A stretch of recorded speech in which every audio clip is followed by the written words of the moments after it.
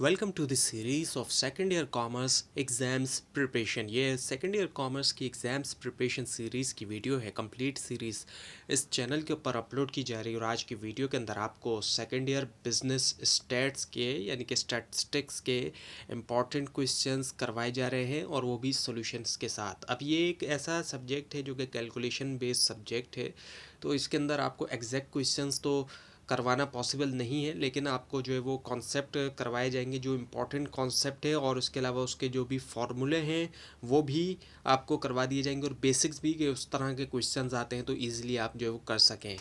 अब डेफिनेशन की हम बात करते हैं और इसको समझना भी ज़रूरी है। ये कुछ बेसिक कॉन्सेप्ट है ताकि आप इस पूरे सब्जेक्ट को समझ सकें और आप जो है वो क्वेश्चंस को हल कर सकें। तो स्टैटिस्टिक्स की अगर हम बात करें इसकी डेफिनेशन की, statistics involve collecting, organising, analysing and interpret data to support decision making and research.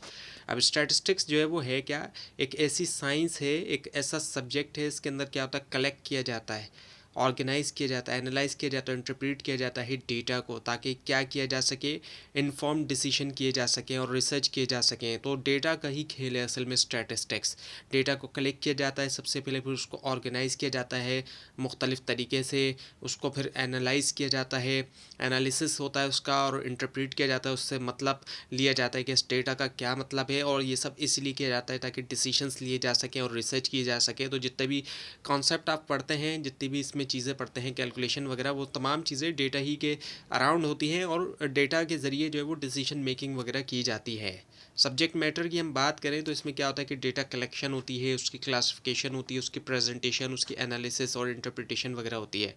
So statistics से क्या किया जाता है, फोरकास्टिंग की जाती है, और इससे क्वालिटी कंट्रोल भी होता है। जहाँ पर प्रोडक्शन होती है वहाँ पर पॉलिसी फॉर्म की जाती है, बिजनेस प्लानिंग भी की जाती है ताकि अच्छा बेहतर जो है वो आउटकम जो है वो हासिल किया जा सके। ये तो थी बेसिक्स की बात।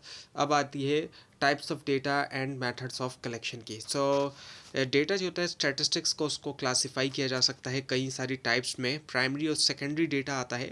प्राइमरी डेटा वो होता है जो कि फर्स्ट हैंड होता है, जो खुद से किया जाता है जिसको जमा, और इसके अंदर सर्वे किए जाते हैं, एक्सपेरिमेंट भी किए जाते हैं, और भी दूसरे तरीके होते हैं जैसे कि क्वेश्चनेयर वगैरह, इनके सवालनामा। तो मुख्तलिफ़ चीज़ें आपको मिलेंगी जब आप बुक्स में देखेंगे डेटा के हवाले से, प्राइमरी डेटा के हवाले से। और इसी तरह फिर सेकेंडरी डेटा आता है। अब सेकेंडरी डेटा की हम बात करें तो ये डेटा ऐसा होता है जो कि पहले से ही कहीं मौजूद होता है और वहाँ से हासिल किया जाता है, जैसे कि रिपोर्ट्स हो गई, डेटा बेसिस वगैरह हो गई, जर्नल्स हो गए, और भी बहुत सी जगह हैं, वेबसाइट्स वगैरह के थ्रू भी हासिल किया जा सकता है आज के दौर में। और क्वालिटेटिव और क्वांटिटेटिव डेटा होता है। क्वालिटेटिव डेटा की अगर हम बात करते हैं तो ये डिस्क्राइब करता है एट्रीब्यूट्स या फिर जो कैटेगरीज वगैरह होती हैं उसको, जैसे कि जेंडर हो गया या कलर वगैरह हो गया, मेल या फीमेल हो गया या कोई भी कलर हो गया, तो वो सारा क्वालिटेटिव डेटा में आ जाता है। इसके मुकाबले में हम क्वांटिटेटिव डेटा की हम बात करते हैं तो इसमें न्यूमेरिकल वैल्यूज़ की बात होती है। जब क्वांटिटेटिव की बात करते हैं तो क्वांटिटी की बात होती है, यानी कि नंबर्स की बात होती है, न्यूमेरिकल वैल्यूज़ की बात होती है। इसके अंदर इनकम आती है, अब इनकम किसी की भी नंबर में आएगी और एज जो है वो भी नंबर के अंदर आएगी। और क्वांटिटेटिव डेटा जो है ये भी दो तरीक़ों से डिवाइड किया जाता है इसी क्वांटिटेटिव को। वो होता है डिस्क्रीट और कंटिन्यूस वेरिएबल्स के अंदर। सो डिस्क्रीट और कंटिन्यूस, ये दो तरीक़ों से हम कर देते हैं इसको भी डिवाइड। अब अगर हम डिस्क्रीट वेरिएबल्स की बात करते हैं, जो डिस्क्रीट डेटा भी हम कहते हैं कभी कभी, तो ये इसमें क्या होता है कि स्पेसिफिक वैल्यूज़ जो है इसके अंदर ली जाती है, जैसे कि नंबर ऑफ़ एम्प्लॉयज़। और कंटिन्यूस वेरिएबल्स ऐसे होते हैं जिसके अंदर जो है वो वैल्यू होती है विद इन अ रेंज, जैसे कि हाइट और वेट। अब नॉर्मली तौर पे इस तरह समझना तो इसको थोड़ा मुश्किल हो सकता है आपके लिए। सिंपल अगर हम कहें तो इस तरह से कह सकते हैं कि डिस्क्रीट डेटा के अंदर हम नंबर्स होते हैं जो कि विदाउट डेसिमल होते हैं, जैसे कि 1 हो गया, 2 हो गया, 3 हो गया। नंबर ऑफ़ एम्प्लॉयज़ की हम बात करेंगे तो 1 2 3 जितने भी एम्प्लॉयज़ हैं इस हिसाब से।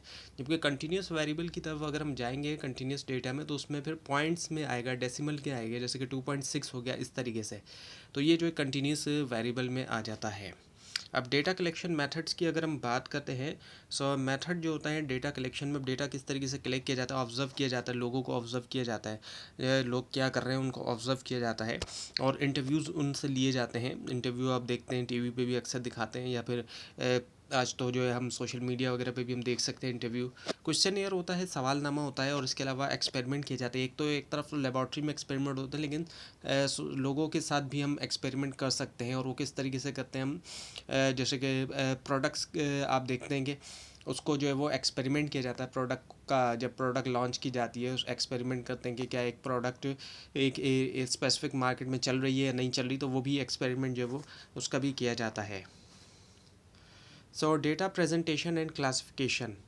अब डेटा की प्रेजेंटेशन और क्लासिफिकेशन के हवाले से कुछ इंपॉर्टेंट चीज़ें हैं, और ये जितने भी आपको यहाँ पर दिखाई दे रहे हैं इनका भी फार्मूले आपको बताया जाएगा। ये इंपॉर्टेंट है। बार डायग्राम बनाई जाती है जो कि एक सर्किल, जो कि सॉरी सर्किल नहीं होता बल्कि इसमें बार्स होते हैं, डिफरेंट बार्स। और इसमें जो है वो क्या होता है कि कैटेगरीज़ को कंपेयर जो है वो किया जाता है। और यूसेज देखें तो जैसे कि सेल्स बाय रीजन, मुख्तलिफ रीजन्स के हिसाब से जितनी सेल्स हो रही है तो मुख्तलिफ इसमें जो है वो बार बनाए जाते हैं।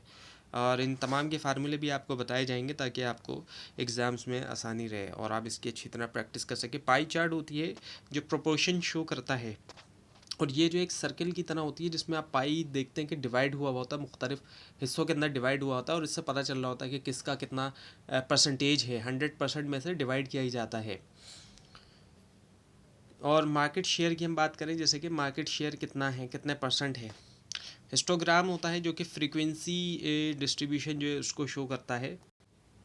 यूसेज देखें तो जैसे कि कस्टमर एज ग्रुप्स हो गए। फ्रीक्वेंसी पॉलीगॉन की अगर हम बात करें तो फ्रीक्वेंसी पॉलीगॉन जो है वो ट्रेंड विजुअलाइजेशन है। इसका जो पर्पस है, विजुअलाइज किया जाता है जो ट्रेंड होते हैं, और इसमें जो यूजेज है वो कंटिन्यूस डेटा के, जैसे कि आपको पीछे बताया गया था कंटिन्यूस डेटा के बारे में, कंटिन्यूस वेरिएबल के बारे में। और ऑजाइव जो है ये क्या है, कम्युलेटिव फ्रीक्वेंसी है इसका जो पर्पस है। और इसकी यूजेज हम देखें तो इनकम डिस्ट्रीब्यूशन है। अब इनके फार्मूले जो है वो देखते हैं ताकि आपको आसानी रहे। बार डायग्राम के अंदर होता क्या है कि जो बार्स बनाई जाती हैं तो जो हाइट ऑफ बार्स होती है वो फ्रीक्वेंसी जो होती है कैटेगरी की उसके मुताबिक जितनी ज़्यादा फ्रीक्वेंसी होगी तो उतनी ज़्यादा इसकी बार की जो है वो हाइट होगी। अब पाई चार्ट अगर हम देखें तो ये 360 के ऊपर बनती है, क्योंकि जो एक सर्किल बनता है वो 360 का होता है, 360 डिग्री हम कहते हैं, तो ये 360 पे बनता है। इसी वजह से ज्योमेट्री में भी आप देखते हैं कि 360 की बात की जा रही होती है।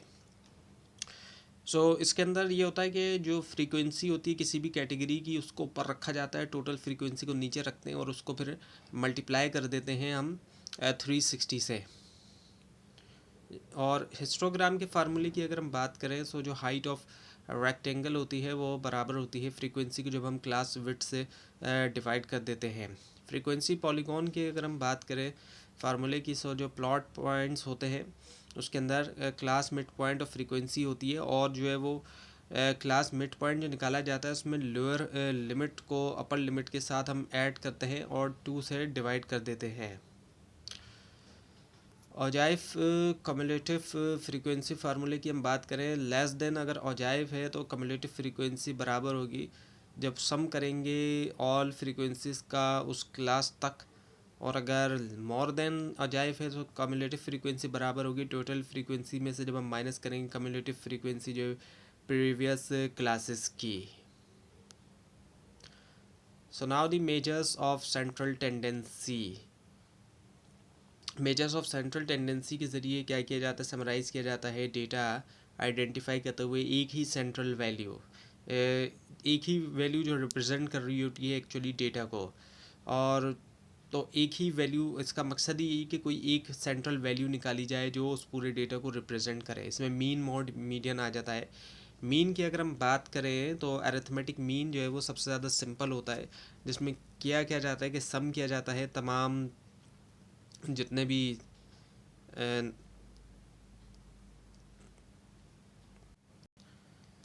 तमाम ऑब्जर्वेशंस का जो सम होता है उसको उसके नंबर से डिवाइड कर दिया जाता है। इस तरीके से जो है वो मीन निकाला जाता है, और सबसे ज़्यादा आसान हम कह सकते हैं। और मीडियन की अगर हम बात करें, मीडियन से मुराद सिंपल यही कि मिडिल वैल्यू जो होती है, मिडिल वैल्यू जो है वो मीडियन के अंदर आती है, जबकि मोड जो है वो most, mode is the most, जो सबसे ज़्यादा फ्रिक्वेंट आने वाली जो वैल्यू होती है उसको जो है वो हम मोड कहते हैं। अच्छा, अब आपकी आसानी के लिए जो मीन का फार्मूला है तो वो कुछ इस तरीके से होता है, sum of X divided by N. Sum of X divided by N. तो सम निकालेंगे हम, जो एक्स हमें दिए हुए होंगे उनका, और जितने भी मतलब उनकी तादाद होगी उससे हम डिवाइड कर लेंगे। तो इस तरीके से मीन जो है वो हम निकालते हैं। So now the index numbers. अब इंडेक्स नंबर्स की बात करते हैं। इंडेक्स नंबर जो है वो मेजर करते हैं जो चेंज आते हैं इकोनॉमिक्स वेरिएबल में, वक्त के साथ साथ जो चेंज देखने में आता है। और ये प्रोवाइड करते हैं एक स्टैटिस्टिकल टूल ताकि हम कंपेयर कर सकें डेटा जो है मुख्तलिफ पीरियड के अंदर। और इसी की मदद से क्या होता है कि इकोनॉमिक एनालिसिस और बिजनेस प्लानिंग के अंदर जो है मदद मिलती है। और कॉमन अगर हम मेथड की बात करें तो उसके अंदर fix base, chain base, simple aggregative और एवरेज ऑफ रिलेटिव वगैरह जो है ये शामिल होते हैं। और जो की इंडेक्स फार्मूला है उसके अंदर लेस्पेयर, पास्ची और फिशर जो है ये आ जाते हैं इसके अंदर। अब अगर हम लेस्पेयर की बात करें, उसका जो फार्मूला होता है वो होता है sum of P1 Q naught divided by sum of P naught Q naught, और ये पूरा का पूरा 100 से मल्टीप्लाई हो जाता है। ये है लेस्पेयर का जो फार्मूला है इंडेक्स नंबर्स के अंदर। इसके अलावा अब हम देखते हैं पास्चीज का जो फार्मूला है वो किस तरीके से है। तो लेस्पेयर का हो गया, और उसके अंदर सम, अच्छा सम जो है जाहिर बात है ऊपर भी सम है और नीचे भी जो है वो सम होता है। तो sum of P1 Q1 divided by sum of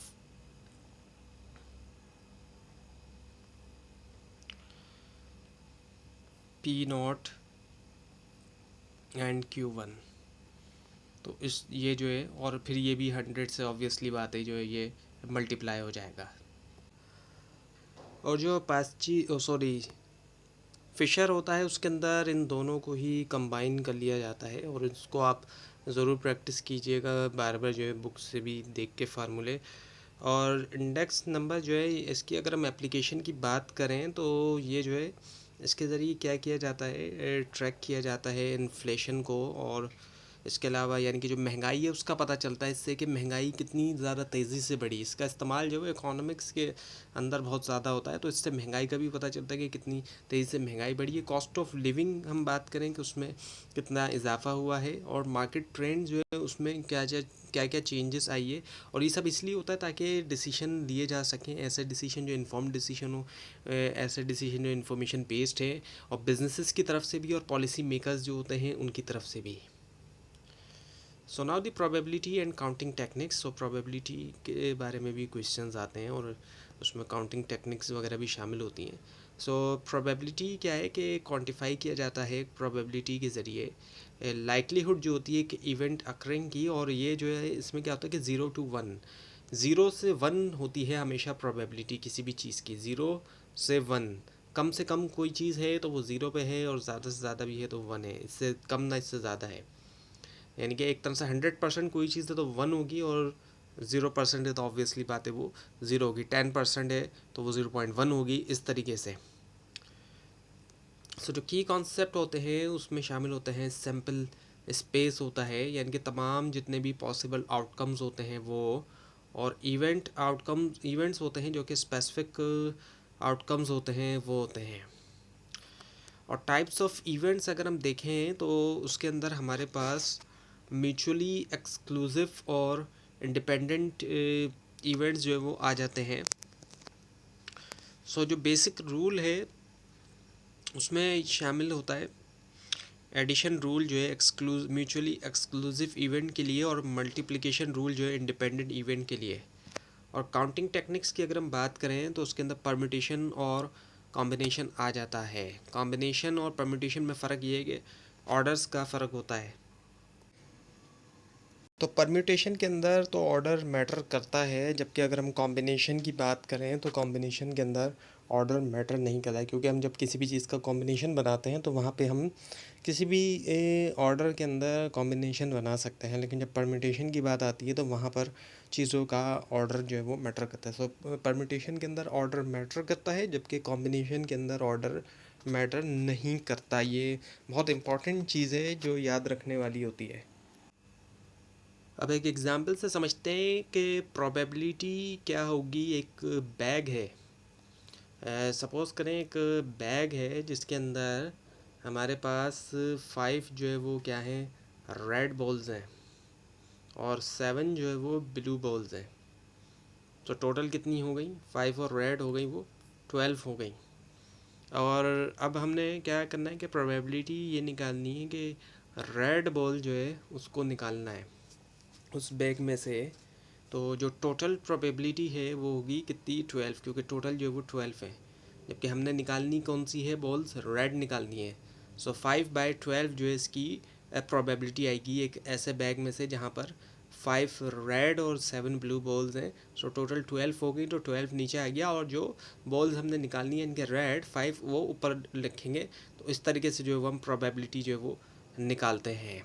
अब इसके प्रैक्टिकल एप्लीकेशंस अगर हम देखें तो ये बहुत जगह इस्तेमाल होने वाली चीज़ है। ये बहुत ज़्यादा प्रैक्टिकल यूज़फुल चीज़ है जो कि आपको फ्यूचर में भी काम आ सकती है। ये बहुत ज़्यादा, और प्रोफेशनल लाइफ में भी आ सकती है और उसमें भी आ सकती है। अक्सर अगर आप कोई चीज़ देख रहे हैं और उसको समझना चाह रहे हैं, आपकी लाइफ में भी कई बार लाइफ में ऐसी चीज़ें होती हैं कि वहाँ पर भी इसकी ज़रूरत आपको पड़ सकती है, जो कि आपकी लाइफ को बेटर बनाने के लिए भी ये काम आ सकती है। सो इनको अप्लाई किया जाता है रिस्क असेसमेंट के लिए, कि रिस्क कितना है किसी भी चीज़ का। आप कोई भी काम कर रहे हैं तो उसमें कितना रिस्क शामिल है, उसके लिए क्वालिटी कंट्रोल के लिए स्पेशली ये वहाँ पर होता है जहाँ पर मैन्युफैक्चरिंग वगैरह हो रही है, और डिसीजन मेकिंग में तो होता ही है ये।